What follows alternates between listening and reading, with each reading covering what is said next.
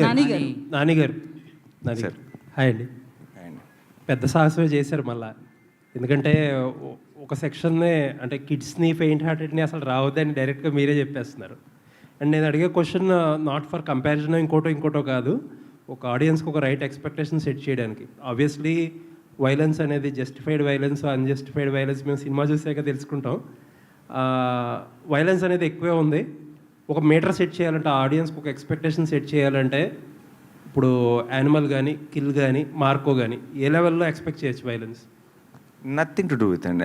అంటే కంపారిజన్ కాదు, ఏ సినిమాకి ఆ సినిమా అంటే కైండ్ ఆఫ్ అసలు కంపారిజనే కాదు, but the kind of bloodshed వి ఆ మూడు సినిమాలు ఐ థింక్ మూడు డిఫరెంట్, చాలా ఈ సినిమాకి చాలా దూరంగా ఉండే సినిమాలు. అంటే వాటి గ్రామరే వేరు, దీని గ్రామర్ వేరు. సో నేను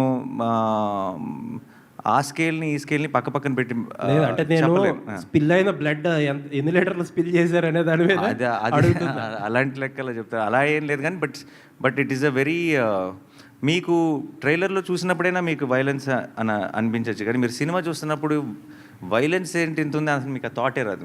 మీరు జస్ట్ కథతో ఫాలో అవుతారు, మీరు ఆ నరేటివ్తో ఫాలో అవుతారు, నెక్స్ట్ ఏంటి అని చూస్తారు. సో అప్పుడు మీరు ఇలా సపరేట్గా వైలెన్స్ అని సపరేట్ చేసి చూడరు. అది మేబీ ట్రైలర్ కాబట్టి మీరు, లేదంటే మీకు పాత ఇంతకుముందు ఎగ్జాంపుల్స్ ఉన్నాయి కాబట్టి మేబీ ఇమీడియట్గా మీకు అన్ని మైండ్లో ఫ్లాష్ అయి ఉండొచ్చు. బట్ ఒక్కసారి థియేటర్లోకి వెళ్ళిన తర్వాత మీరు ఆ హిట్ 3 ఆ ప్రపంచంలోకి వెళ్ళిపోతారు, ఆ కథనే ఫాలో అవుతారు, నెక్స్ట్ ఏంటి అన్న ఒక క్యూరియాసిటీతోనే సినిమా అంతా చూస్తారు. All the best.